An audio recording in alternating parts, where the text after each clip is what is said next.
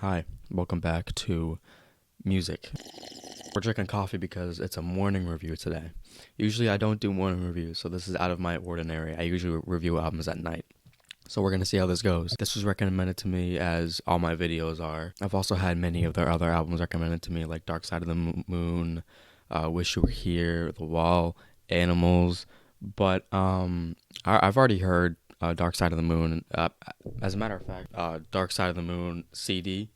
I have a lot of CDs. I might make a video about that. But anyways, so yeah, I'm not entirely clueless to Pink Floyd. I know like Roger Waters, David Gilmour. I don't know anything about them though. This is one of their earlier albums, I believe. So it's gonna be interesting to hear, what they sounded like. But yeah, if you have any other recommendations relating to Pink Floyd or any artist in general, I say it every video. Drop it in the comments. All right. And yeah, without further ado, let's drink this coffee and listen to music. Coffee ran through me and I had to take a little poo, but we're here right now and we're gonna start it. Track number 1 is One of These Days.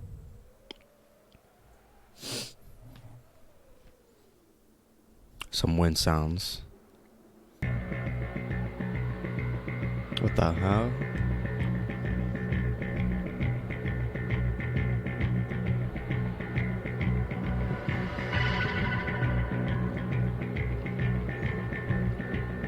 Simple mix so far. This is nice.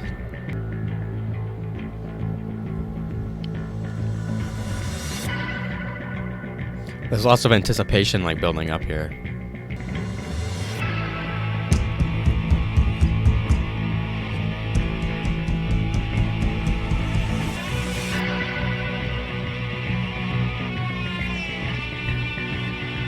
Ooh.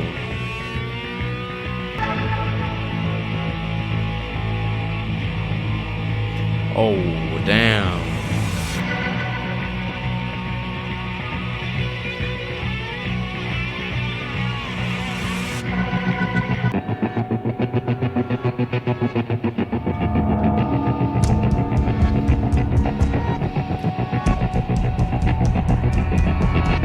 Those drums, they feel like it's running to me.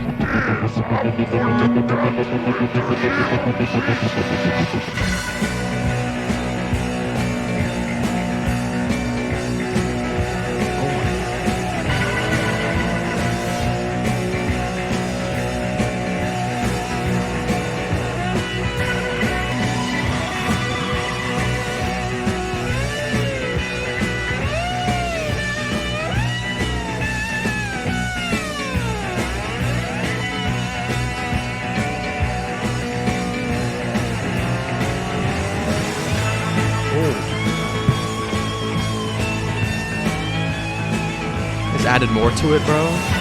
This is immaculate.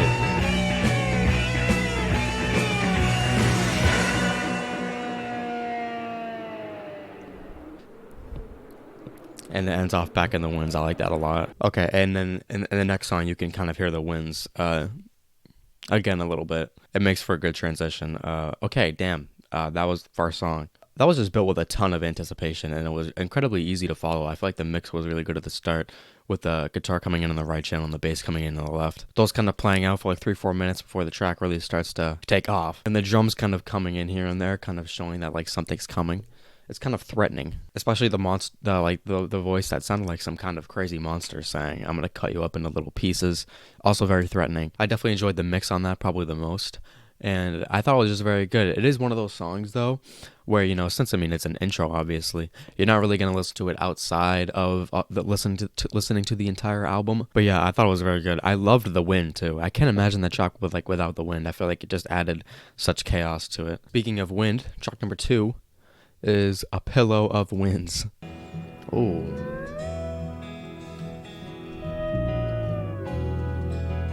Oh.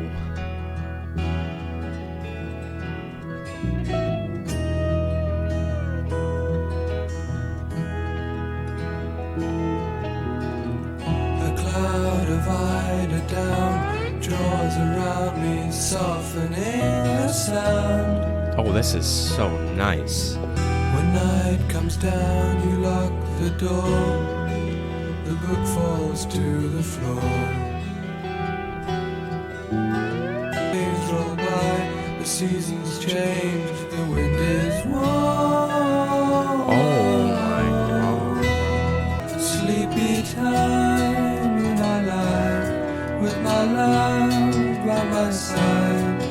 she's breathing low. And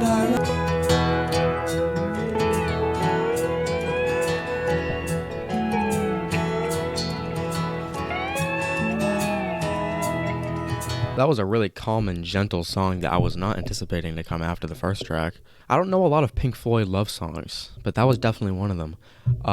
He's spoken a lot of different kinds of metaphors there regarding his love. I think maybe this love that he has is referring to maybe love once it gets to an older kind of age. I found his vocals to just be incredibly encapsulating. You know, at first I loved the instrumental. It just sounded so like comforting to me, and it brought me at peace immediately. And then his vocals came in, and I'm like, holy shit! Definitely a song that I'm gonna return to a lot. Track number 3 is "Fearless." Oh, wasting no time. Damn.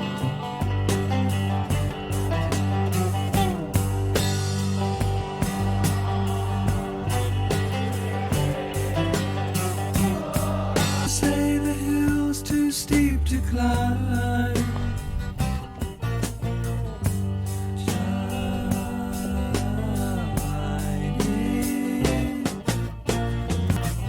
You pick the place and I'll choose the time, and I'll climb the hill in my own way.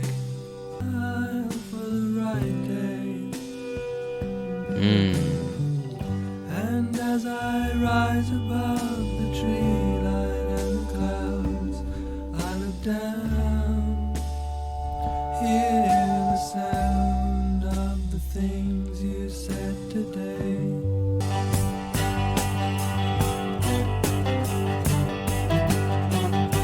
This melody kind of sounds familiar. I think I heard it somewhere before. And who's the fool who wears the crown?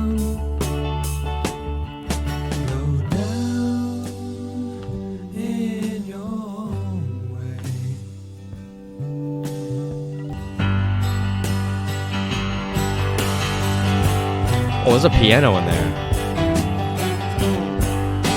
There's a piano in there. I can barely hear it though.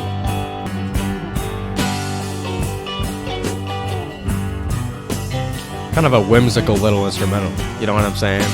I don't know why. I get that kind of vibe.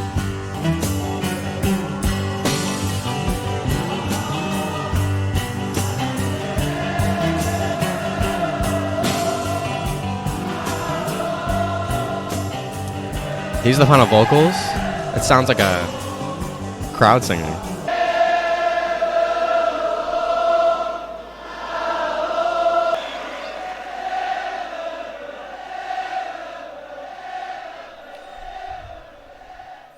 I think those vocals are from like a sports game, I want to say.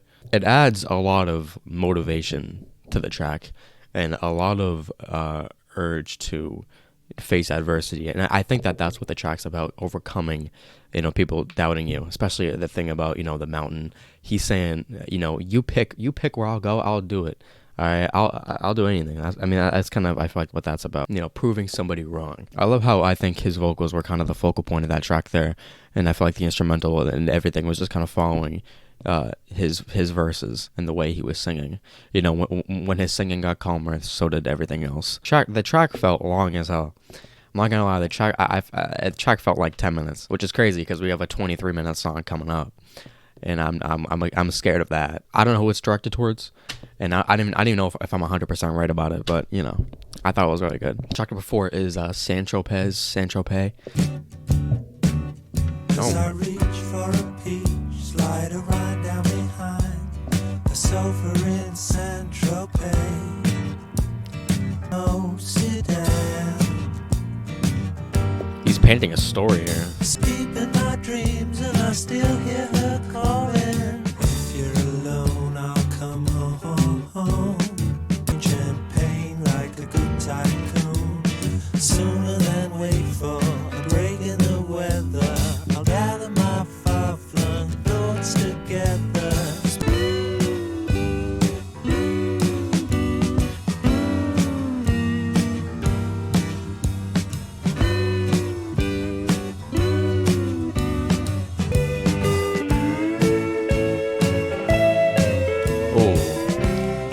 Very interesting bridge. It's kind of... Leading me down to the place by the sea.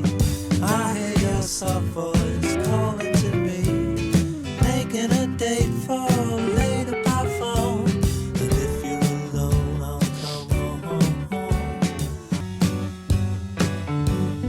Oh my god. I love the choice of using piano here.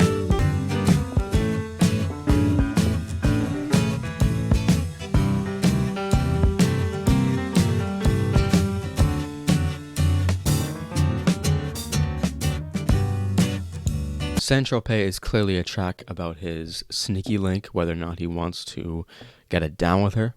But it's not very sexual the way he describes the situation.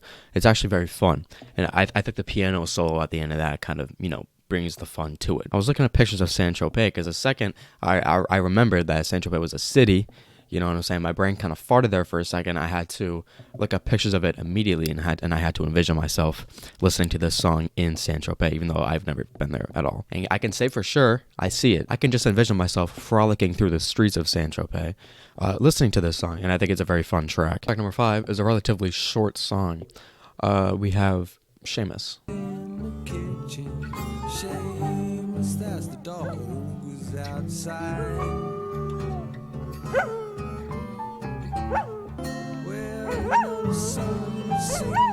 This does not sound like a Pink Floyd song.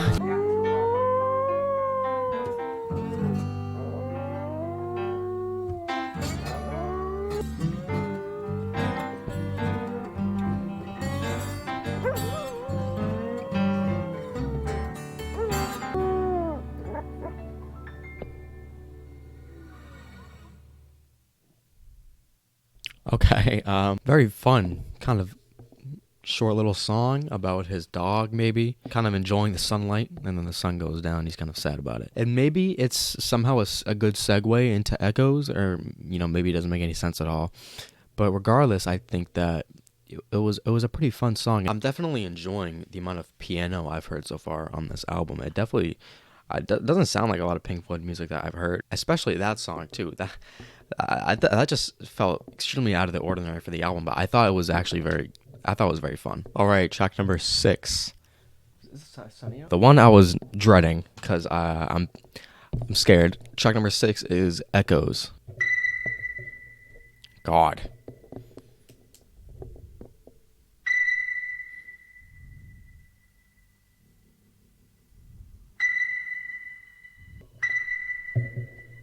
It's kind of eerie, dude. Ooh.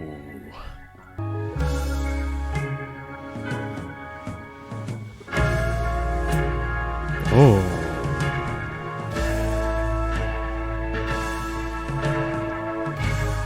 Are those toms, dude?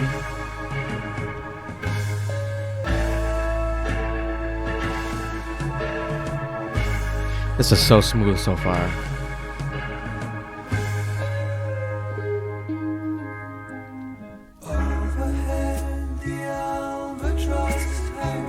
I love the way those vocals came in.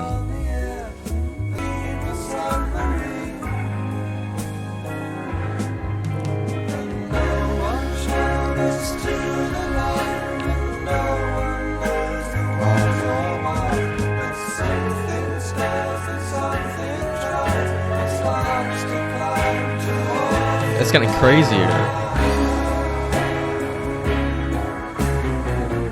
Oh my god.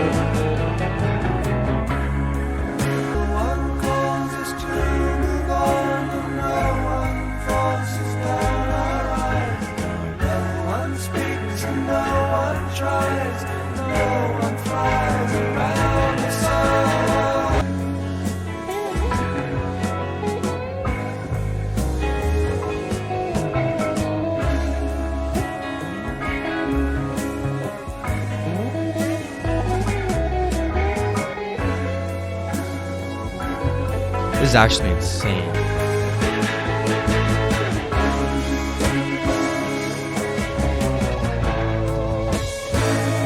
The guitar is like wailing. Oh my god.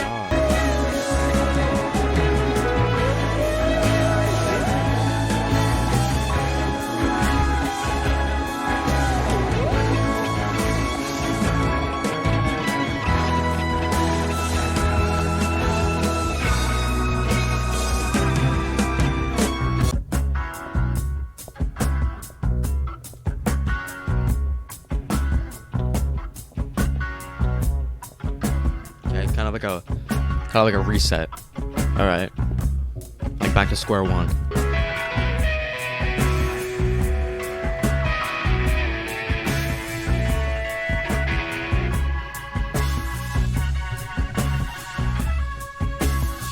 Like, that organ. That is. I'm enjoying this.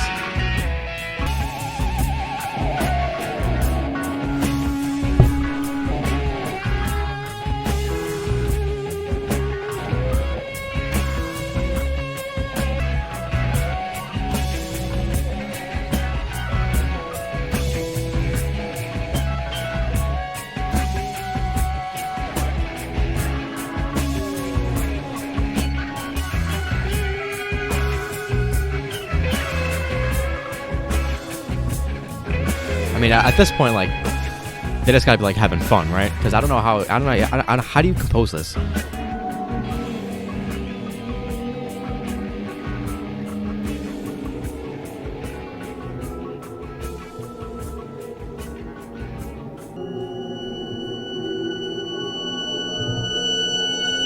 Oh, the winds are back.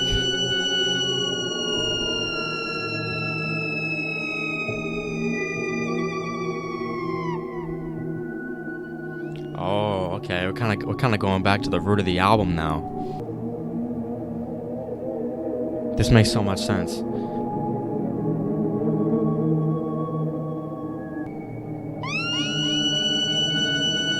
All right. Relax. Don't creep me out.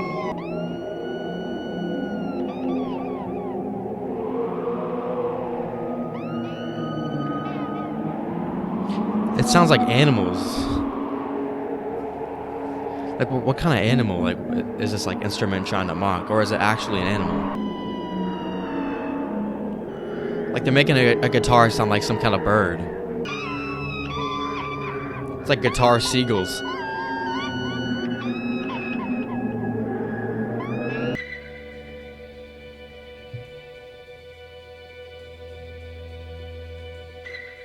Kind of bringing ourselves back here.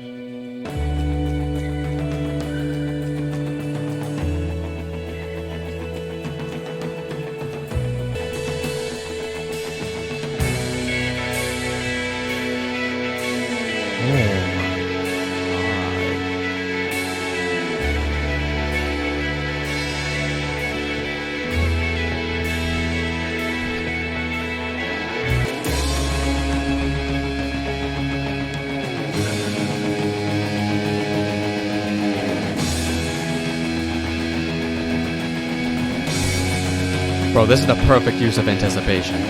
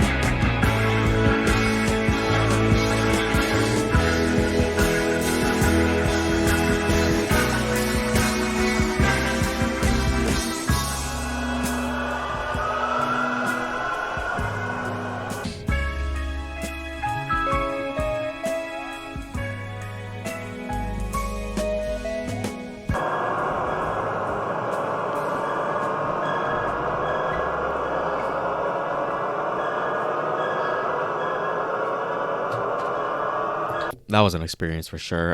That was definitely like the album. You know what I mean? I can't even tell you how many guitar solos I've heard like on this. I was like 5 or 6, like improvised, probably like guitar solos. Just the way everything effortlessly like flowed together between like that whole 23 minutes. I mean, I don't know how like this is done. I love how the wind on the song kind of made it flow together really nicely as well. I can't imagine the sound effects, halfway through the album that we're playing for like 3-4 minutes existing without the wind. I don't know. I love to know the thought process behind, creating a song this long and how it's done, and like the process that it takes, the amount of demos that there probably is for one song.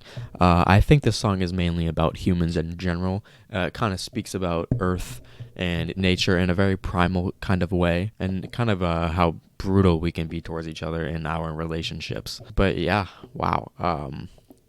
Holy shit. Like the conclusion of that album was very nice. And honestly pretty optimistic. Actually, I don't know if I'd say optimistic, but it ended in a place of acceptance, I feel like, of how people treat each other. And I feel like that's basically what the album was about as well. Humans in general, to be honest. Like, I feel like this album mainly talks about human relationships, and then we kind of dive into how human relationships with other things on this album right here, such as money, time, and all that kind of stuff, and just the lifespan of it in general. But this is kind of mainly describes humans in a very bare bones kind of way regarding their behavior. I mean, so it tracks about love and just adversity, and I'm still not too sure why Seamus was on the album, but I did like that song, and I think Sancho Pay maybe was kind of an odd one out as well. But I think it did paint a really good picture about how he feels towards himself and the area around him, and the girl that he maybe or maybe not desires. I just thought this album was actually incredible, and I cannot wait to go back to it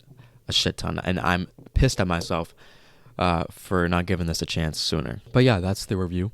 That's the reaction. If you have any other things that you want me to do, drop it in the comments, and I will catch you next one.